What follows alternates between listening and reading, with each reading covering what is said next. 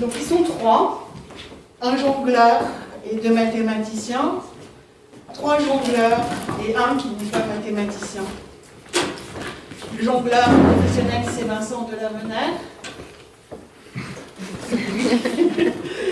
Donc, qui est jongleur, qui est auteur, qui est directeur artistique de la compagnie Chant de Bal, qui est aussi diplômé du CNAC, le Centre national des arts du cirque, médaille de bronze au Festival mondial du cirque de Le Mans en 1993, et pour lequel la musique et la science sont des éléments importants de sa création et de sa vie, je pense aussi, qui est inventeur de bal musical et qui, on peut dire qu'il fait partie du nouveau cirque tel qu'il s'est développé ces dernières années, notamment en France.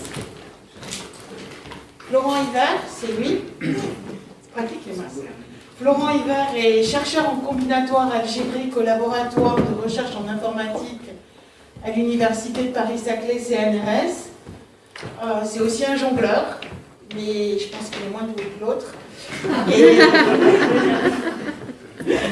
Et pour lequel les mathématiques et la musique, la relation mathématiques et musique sont aussi un terrain de croisement. Et le troisième homme, c'est Nicolas Thierry, c'est celui du milieu, qui est enseignant-chercheur au laboratoire de recherche en informatique à l'université Paris-Saclay. C'est aussi un jongleur.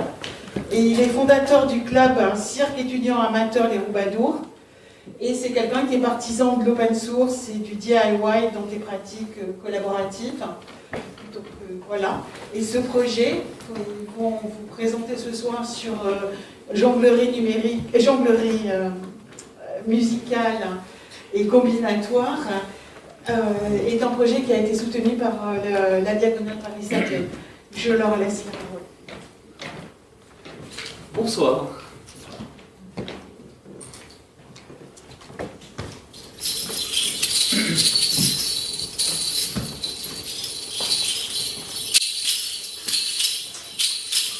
Quand je bois du vin éclairé, la nuit tout tourne. Aussi désormais je bois en joue à boire. Quand je bois du vin éclairé, aussi désormais je bois en joue à boire. Chante du vent, dans la guerre, achète mes amis dans la guerre. Chante du vent, dans la guerre, achète mes amis dans la guerre.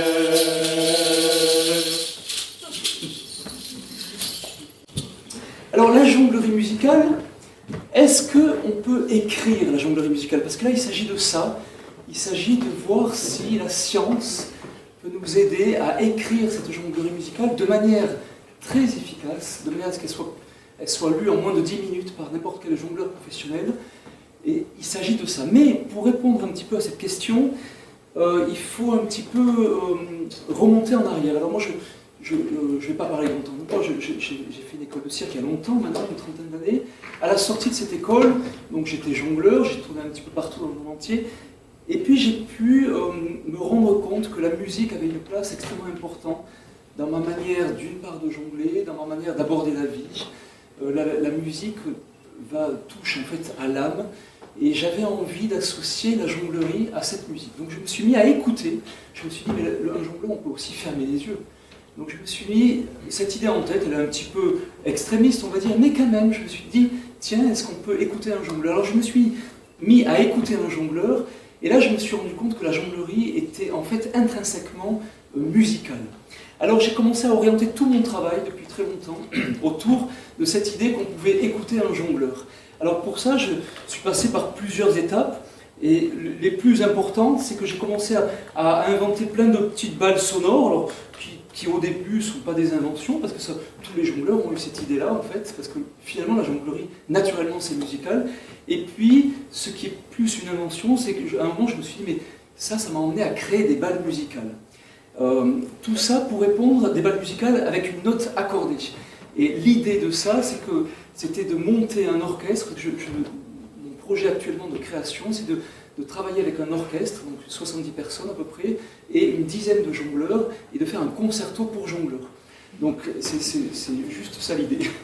Et donc pour ça, en fait, il y a quelque chose qui est assez complexe, c'est-à-dire que naturellement, en fait, c'est pas naturel d'écrire la jonglerie musicale. Donc là, j'avais besoin de scientifiques pour répondre à cette question. Alors d'ailleurs, tant que vous êtes là, je peux vous poser la question, on est juste entre nous, il n'y a personne qui nous écoute. Est-ce que vous pensez que la science peut m'aider à écrire les partitions de jonglerie musicale qui vont m'aider à écrire mes spectacles de jonglage? C'est pas gagné. Faut voir, hein. Ah, vous êtes sûr? Bon, ok. Action! Réaction. Alors, la jonglerie, c'est d'abord de l'image.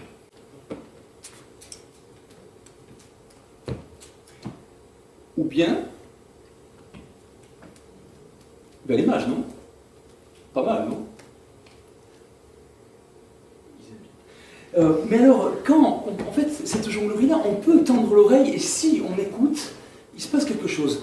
Est-ce qu'on peut écouter la jonglerie?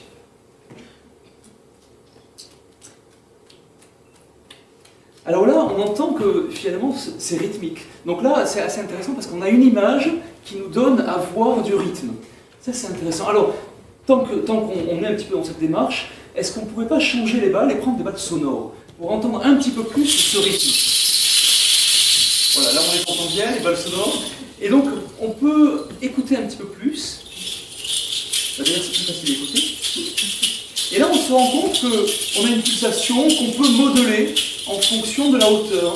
Plus on jongle haut, et plus le rythme est lent. Et plus on jongle, on accélère, et plus le rythme est rapide.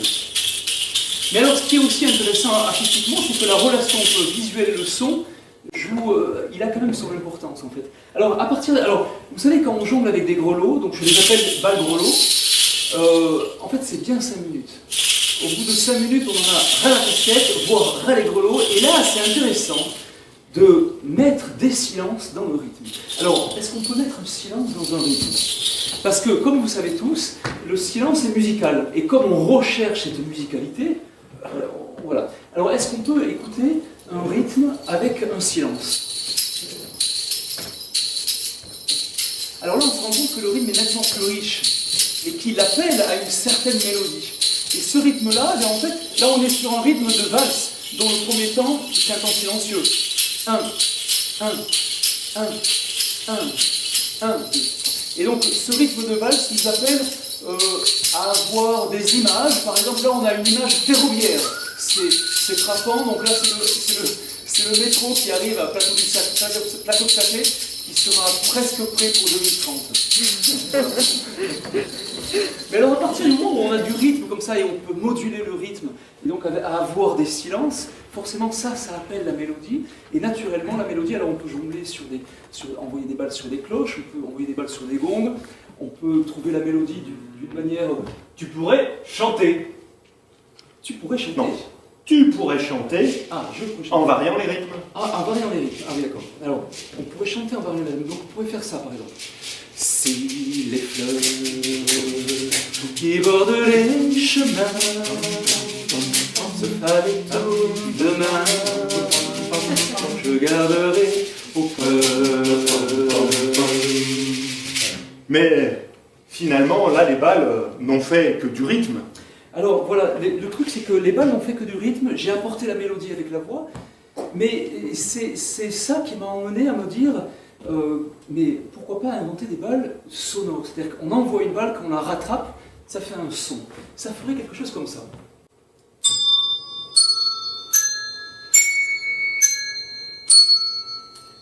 Et alors l'avantage de ces sons, de ces balles, coordonnés avec une image, eh bien, en fait on peut voyager. On leur montre ce qu'on a prévu. On va faire simple.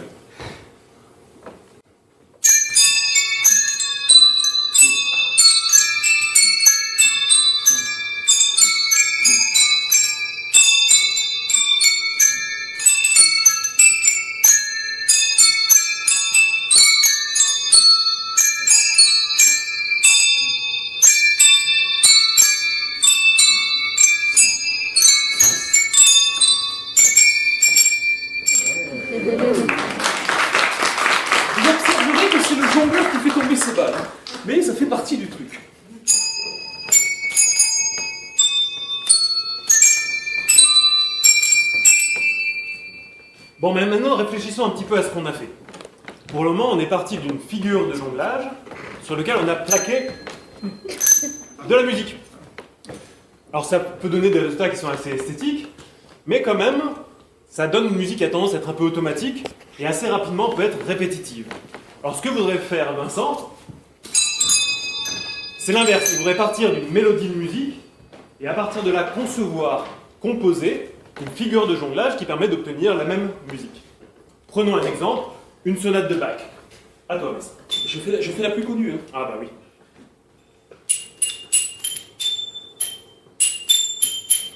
Je suis pas sûr qu'ils aient reconnu la sonate de Bach, alors on va recommencer.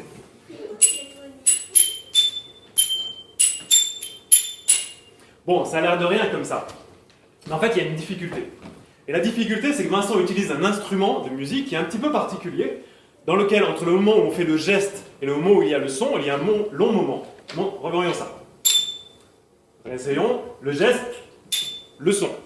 Donc maintenant, du coup, si on commence à prendre la suite de Au clair de la lune, pom pom pom pom pom pom pom pom pom pom pom. Je parlais de jonglage. Ah oui. On recommence. Pom pom pom pom pom pom. Donc si vous observez, vous avez vu tout le temps qu'il y a entre le moment où il a lancé les balles et le moment où elles sont redescendues. En plus, il a besoin de tout un temps pour remettre tout en place pour que ce soit prêt à recommencer. Ça y est, t'es prêt? Oui, c'est bon. Ah bah elle est pas. Pom pom pom pom pom pom. Voilà. Alors maintenant, Vincent va nous parler un petit peu plus des problèmes qui se posent derrière. Alors le problème qui se pose pour cette mélodie, elle est évidemment, évidemment c'est pas une musique de Bach, vous le savez, mais il y a un problème parce que moi pour arriver à faire ça, c'est une mélodie qui c'est tout simple, mais j'y vais par tâtonnement, essai-erreur. Et ce temps qu'on utilise pour le temps que ça me demande pour créer, par exemple pour faire juste cette petite première phrase, ça m'a pris à peu près 2-3 heures. Et quand j'ai fait faire ça à mes élèves, que ce soit à Fratellini ou dans les autres écoles à Stockholm avec des jongleurs qui sont de très très grands jongleurs, c'était entre 2 et 5 heures en fait. En fait, ça prend un temps fou parce qu'on essaye, ça marche pas, on essaye, ça marche pas. Et donc, c'est là où s'imposait absolument une notation qui soit plus efficace, qui me permette de dire à mes jongleurs, voilà, il y a tant de possibilités, il faudrait qu'on ait tant de possibilités, voilà, il faudrait que je puisse montrer un petit logiciel où on voit déjà la manière et le chemin. Alors pour ça, en fait, là j'étais obligé de me rapprocher finalement d'autres sortes d'artistes, parce que je pense que les scientifiques sont des artistes. Et voilà, mais peut-être que ça, vous pouvez en parler peut-être. Voilà, donc Vincent est venu vers nous et nous a demandé exactement la question que vous avez posée tout à l'heure, qu'est-ce que pourrait faire la science pour nous? Donc la première chose qu'on a fait, c'est appliquer la démarche scientifique. Et la première étape dans la démarche scientifique, c'est de ne pas tenter directement de plonger, essayer de résoudre le problème, lancer les balles et voir ce qui va se passer, mais essayer d'abord de bien comprendre le problème. Donc ça, on va appeler ça modéliser. Modéliser quoi? Modéliser, c'est quoi? C'est simplifier. Dans le cas de la musique, on a tout simplifié, on a tout jeté, tout ce qu'on a gardé, c'est quelques notes sur une partition. Et pourtant, ces quelques notes sur une partition, c'est suffisant pour le compositeur pour concevoir des fugues très compliquées, et c'est suffisant pour le chef d'orchestre, peut-être quelques siècles plus tard, pour reconstruire, réentendre toutes les harmonies et faire réapparaître la grâce au moment où il fait exécuter son morceau par l'orchestre. Et bien maintenant, on va appliquer exactement le même programme. Nous allons simplifier notre jongleur musical. Ah non, c'était beaucoup plus. Si. Allez, en piste. Ah moi, tu me donnes des versions, moi je jongle. Ouais, mais on va simplifier maintenant. Donc voilà, il faut simplifier ce que vous avez devant vous pour comprendre un petit peu ce qu'il est en train de faire. Alors là, il est en train de jongler. Ça, on va pas le simplifier, c'est pas la peine. Il est en train de jongler avec des objets qui s'appellent des massues, qui sont difficiles à manipuler quand on n'a pas beaucoup de plafond, et qui ont l'avantage de tourner, de faire du mouvement. Donc c'est très visuel, mais la trajectoire d'une massue, c'est quelque chose de compliqué à comprendre. Donc, la première simplification qu'on va faire, c'est on va enlever les massues et on va supposer qu'ils ne jonglent qu'avec des balles de couleur jaune. On aurait pu prendre des balles de couleur bleue. Oui, mais jaune, c'est mieux. C'est ça. Voilà. Alors là, l'image est tout de suite beaucoup plus pauvre, mais on a des chances de comprendre ce qu'il est en train de faire.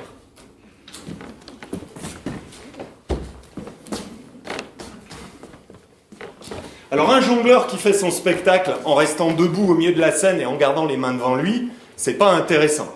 Qu'est-ce qu'il fait le jongleur? Eh ben, il va il va occuper l'espace qu'il est autour de lui pour s'y déplacer, pour y lancer ses balles. Alors ça aussi c'est intéressant, mais c'est de la complexité. Donc pour simplifier, on va attraper le jongleur, on va l'amener au milieu de la scène, on va l'enfermer dans une boîte et on va lui forcer à garder les mains devant lui. Donc le jongleur n'a plus le droit d'utiliser l'espace qu'il a autour de lui. On simplifie.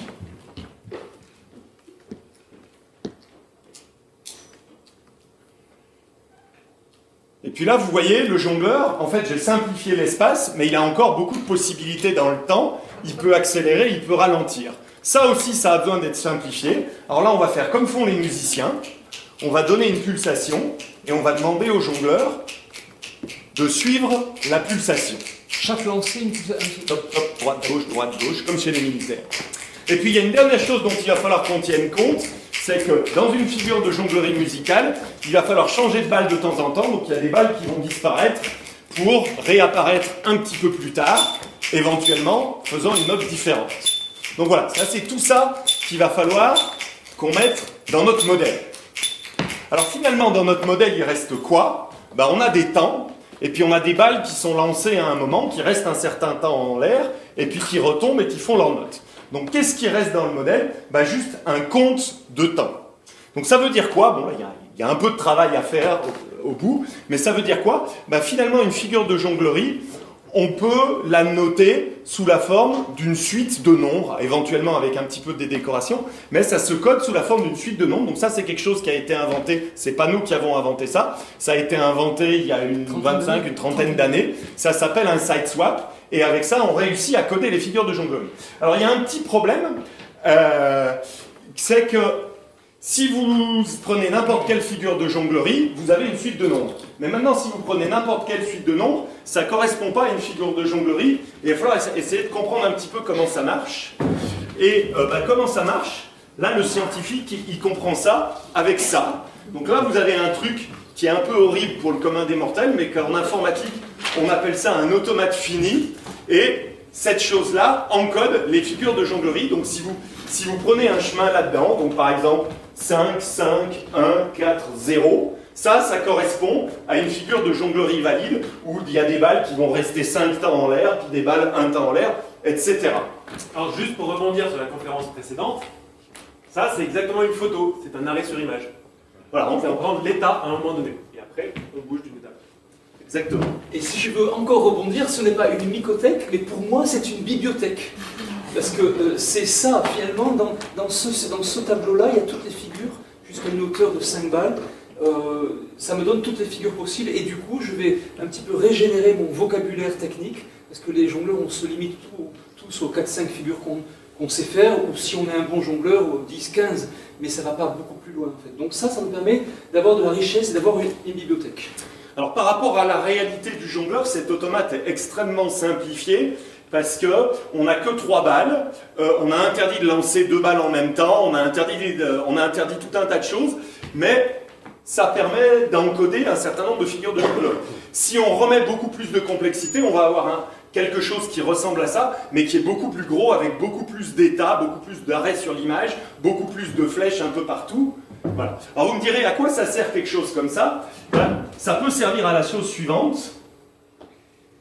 Voilà, ça, c'est un code numérique que peu de jongleurs savent lire, mais c'est un code très clair.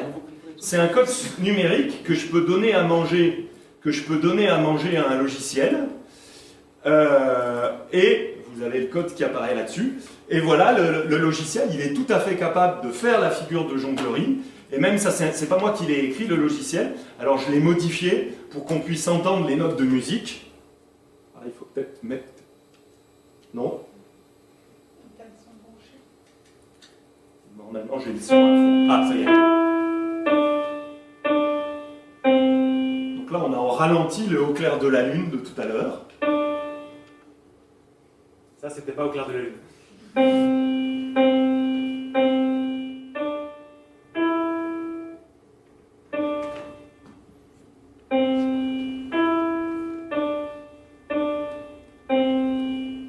Je mets la pause parce que sinon on va en avoir plein la tête. Donc, ça c'est très intéressant parce que ça, là c'est sur Au clair de la lune, c'est un morceau très facile. Mais si on arrive à faire quelque chose de facile, on peut imaginer que on puisse aller un petit peu plus, que ça soit plus complexe, et moi, ça me fait gagner un temps fou. C'est-à-dire que si je veux jouer, par exemple, une suite de Bach qui est possible à jouer, ou autre chose, hein, une polyphonie avec d'autres jongleurs, il suffira que je leur montre, un petit peu, il suffira que je leur montre, par exemple, une possibilité, et de manière à ce qu'on se cale tous sur cette possibilité, et là, ça devient plus réalisable dans un temps normal, en fait. C'est pas la peine de passer 3 ou 4 jours de répétition pour arriver à faire 1 minute, en fait.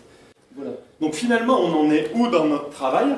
Nous, scientifiques, s'ils me donnent une partition pas trop compliquée, j'arrive à la transcrire en un code comme ça, mais j'aimerais bien que ce soit fait automatiquement par une machine, donc on a ce premier travail à faire, et ensuite ce code est capable de simuler, je suis capable de simuler ce qu'il fait. Donc on a une partie où on a réussi à reproduire dans la machine le jongleur, donc on est à peu près convaincu qu'au niveau modèle, on a à peu près ce qu'il faut. Après, il faut le modèle qui colle à la jonglerie.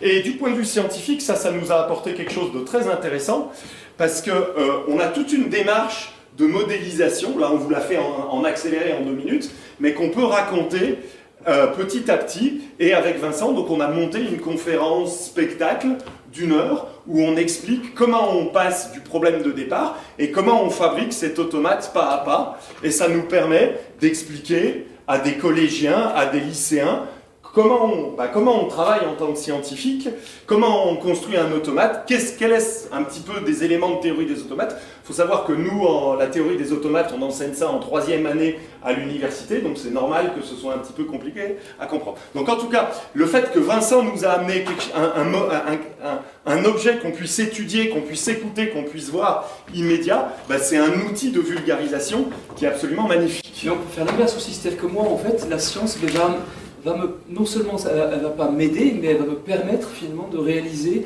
l'écriture et de ces concerts qui vont être composés en fait, et qui vont pouvoir être réalisés par les jongleurs. Donc du coup, moi, la science m'apporte finalement la possibilité de le faire et de le pérenniser. C'est-à-dire qu'à partir du moment où on saura l'écrire et le comprendre des autres jongleurs, parce qu'il faut que l'écriture soit compréhensible rapidement.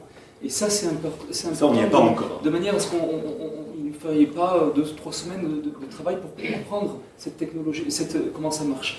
Donc pour moi, c'est absolument... Là, c'est un exemple qui est assez intéressant, parce que là, voilà, on sert à la science, et la science nous sert... Voilà. Et donc pour conclure, alors, le but de Vincent, c'est d'avoir un orchestre à 70 personnes. Les 70 personnes, elles ne tiennent pas tout à fait dans la salle.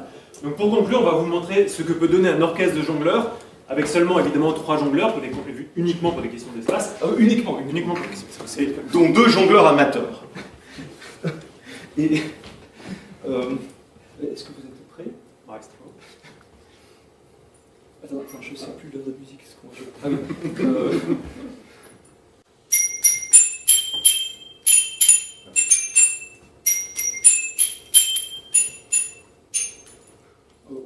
On va reprendre. Je me suis perdu, désolé. Pas dit sur ça. On sentait qu'il y avait une écriture relative aussi. Oui. Et c'est bon?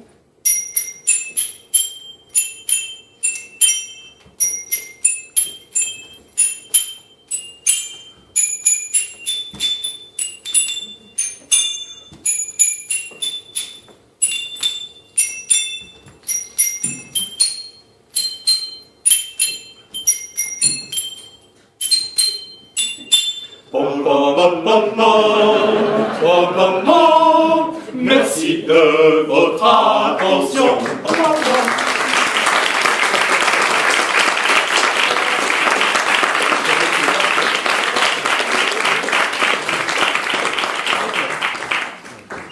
Voilà. Merci infiniment. Et voilà, vous avez récupéré vos micros. Alors, même chose que tout à l'heure, on va poser que quelques questions. La première chose, c'est que moi j'ai découvert que la jonglerie était le support de théorie mathématique et de théorie de la combinatoire notamment, et qu'il y avait des thèses qui étaient basées sur les théories mathématiques de la jonglerie. J'avoue que ça m'a fait un peu un choc. Et je voudrais revenir à 2 choses, qui est d'une part cette notion d'écriture du jonglage, Et d'autre part, le fait que c'est quand même extrêmement récent, cette histoire-là, puisqu'il a fallu l'informatique finalement pour commencer à noter. Il a fallu un cerveau qui pense aussi bien que l'informatique, c'est ça? Alors, c'est pas tout à fait vrai qu'il a fallu l'informatique, mais ce qui est intéressant, c'est que la première personne qui a eu l'idée d'essayer d'écrire la jonglerie, c'est Claude Shannon. Alors, je ne sais pas si vous avez entendu parler de Claude Shannon, mais Claude Shannon, c'est un mathématicien qui a inventé la théorie de l'information et qui a dit, avant que les ordinateurs existent, on peut tout coder par des 0 et des 1. Et c'est lui qui est le premier à essayer de coder la jonglerie. Donc sa théorie de l'information, il l'a inventée avant les ordinateurs. Le codage de la jonglerie, il a commencé à y penser dans les années 70. Donc les ordinateurs existaient, mais étaient encore loin du grand public. Et c'est plus une envie de comprendre, de noter, de communiquer que l'ordinateur, je pense, il est venu pas mal après. Mais si j'ai bien compris, là, le fait d'arriver à noter la jonglerie, vous ne pourriez pas... Enfin, dans la danse, il y a des écritures chorégraphiques de la danse, l'avant et compagnie.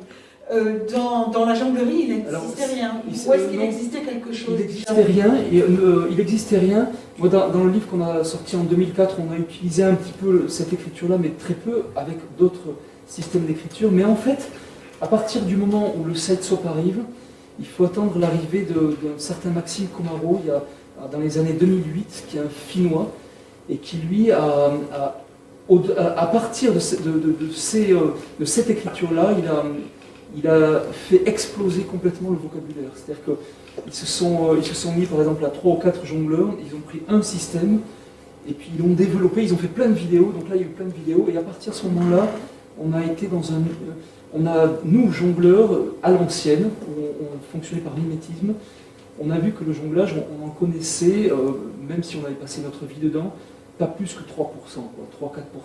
Et je pense que maintenant, j'ai posé la question à un autre jongleur, à Denis Pommier, qui maîtrise énormément le sideswap. Moi j'ai l'impression qu'on est à 20-30% des connaissances de la jonglerie, pas plus. C'est-à-dire que ce sideswap-là, en fait c'est comme la musique, en fait. C'est un petit peu, c'est le même effet que la musique, c'est-à-dire qu'on va pouvoir conserver des figures de jonglage, mais décortiquer complètement d'autres systèmes, et ça va donner une richesse. Mais si on ne fait que du sideswap, en fait ça va nous limiter dans notre notion d'auteur, et donc le sideswap ce n'est finalement qu'un outil en fait. Mais j'ai lu aussi que le sideswap c'était une des écritures, mais qu'il y en avait d'autres. Donc pourquoi est-ce que vous avez choisi ça là Alors, en fait, dans la jonglerie, en écriture qui tiennent la route, il n'y a que le sideswap. Les autres sont des essais qui ont leur mérite d'être faits et qui sont un super travail. Mais le sideswap, qui a été maintenant, il a été bonifié par d'autres jongleurs qui sont aussi portés sur l'informatique, où ils ont mis un petit peu du mouvement. Et ça, c'est très intéressant. Mais la base, quand même, le sideswap va quand même plus loin. Et du coup, nous, on s'est dit, c'est quand même intéressant de partir du sideswap. Pourquoi? Parce que tous les jongleurs connaissent cette écriture-là. Et s'ils ne connaissent pas, en 5 minutes, on l'apprend. Et l'idée, en fait, il nous fallait quelque chose, il nous fallait un vocabulaire qu'on apprenne rapidement, parce que l'objectif n'est pas d'apprendre le vocabulaire et de montrer qu'il existe un vocabulaire, mais l'objectif, c'est de créer de l'émotion à travers une musique qu'on jongle et à travers un visuel, une poésie visuelle. Donc du coup, cette méthode d'apprentissage d'écriture, ce n'est que le vecteur de quelque chose auquel on aspire en fait. Je ne sais pas si j'ai peut-être été confus.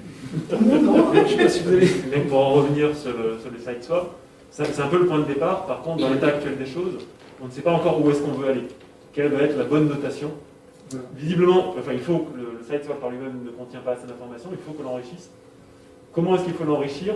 La grosse difficulté, c'est en fait d'arriver à encoder dedans des informations du genre quelles figures sont faciles à jongler, quelles figures sont difficiles à jongler.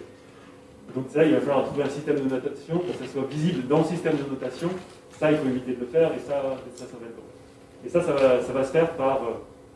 là, pour le coup, on va vraiment faire de la démarche scientifique, essai-erreur. Mais alors ça, on va essayer un modèle, et on va voir qu'est-ce que ça nous propose comme solution, et à ce moment-là, Vincent va nous dire, toutes tes solutions, là, je ne peux pas les jongler, c'est pas intéressant, et à ce moment-là, on va dire, bon, d'accord, il faut encoder plus d'informations dans le modèle pour pouvoir restreindre le champ des possibles. Alors, c'est un peu... Ça se passe pas avec moi, parce que moi je suis limité en technique, je ne suis pas le meilleur jongleur, il y en a qui sont bien meilleurs que moi, mais ça va donner une idée de ce qui est possible en fait. Alors, moi, j'ai une question, mais qui est la relation entre l'apprentissage de la mémoire corporelle, qui est comme ça que ça se transmettait dans la danse, et j'imagine comme ça que ça se transmettait dans le jonglage aussi. Donc, quelle relation vous faites entre une écriture extrêmement abstraite, parce que c'est quand même terriblement abstrait votre affaire, hein, entre une écriture très très abstraite et l'incorporation et l'incarnation du geste et de la mémoire. Ça c'est très simple, en fait c'est tout simplement comme un musicien, c'est-à-dire qu'il faut apprendre. Par exemple un side swap, on apprend la figure, on l'apprend avec le side swap, et puis après on oublie le side swap, après on a la figure dans les mains, on la tourne, et puis après c'est à ce moment-là qu'elle commence à vivre en fait. Et après on peut sortir hors des sentiers battus du side swap, mais finalement c'est comme une partition musicale, c'est-à-dire qu'au début il faut s'y coller, il faut se dire bon, comment on fait cette figure, et ça peut prendre du temps. Pour une figure normale, moi je mets souvent 2-3 heures. Voilà. Mais quand je l'ai compris, et puis alors après c'est des répétitions, et après 500, 600 fois, 700 fois, en fait c'est très long. Là, le geste technique devient poétique, devient artistique. Il devient artistique quand tout le public se dit « Ah ben oui, c'est évident, c'est facile, quoi ». Il y a quelque chose de ça, en fait. Donc c'est la répétition, mais comme dans toutes les... C'est pareil pour un bon guitariste ou un piano. Hein. Un piano, c'est hyper simple, quand on voit le piano, on appuie au bon endroit, au bon moment, point barre. Mais en fait, c'est tout là, c'est tout ça qui fait justement la grandiosité de la difficulté, quoi. Tu peux dire quelque chose? Tu peux dire quelque chose.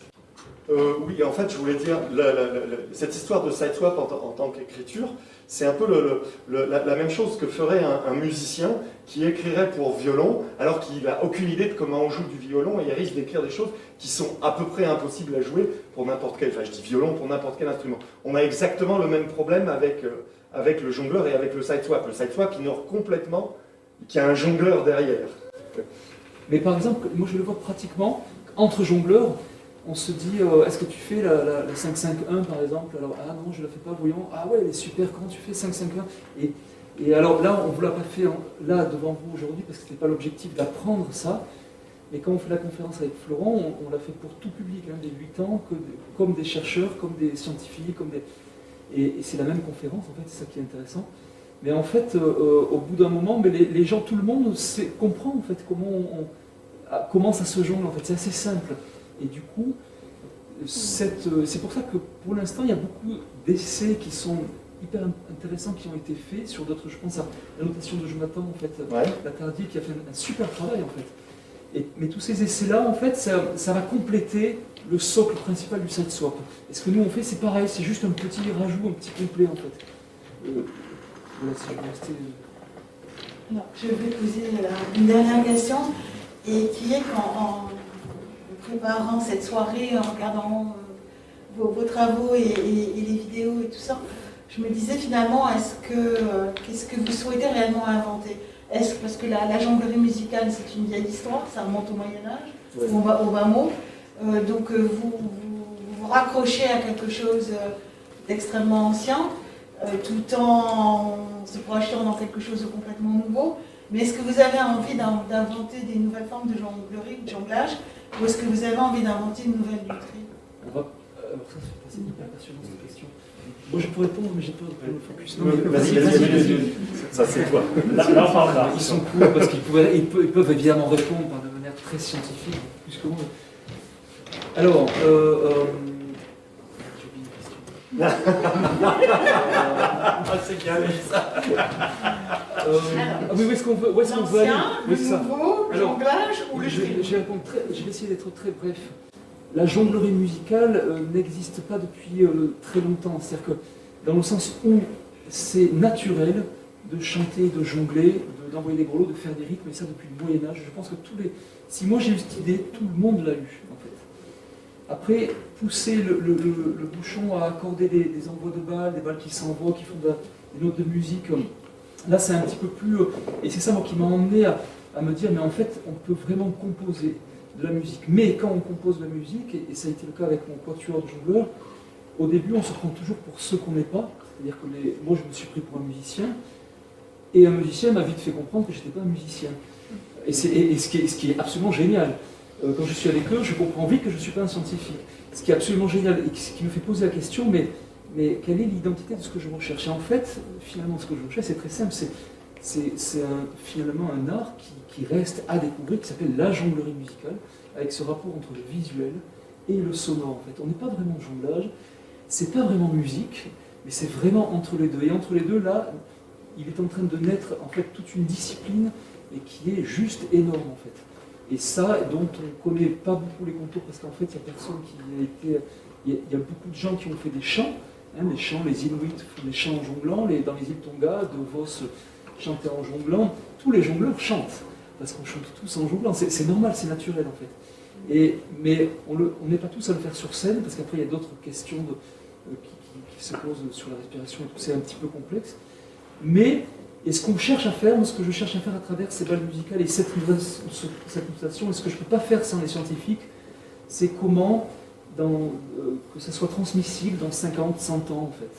Parce que je pense que dans une cinquantaine d'années, une centaine d'années, là les jongleurs sont vraiment très loin et du coup il y aura une notation, cette notation là qui est en train de se créer, à mon avis, elle va prendre une amplitude et puis après elle va être retravaillée par les petits-fils et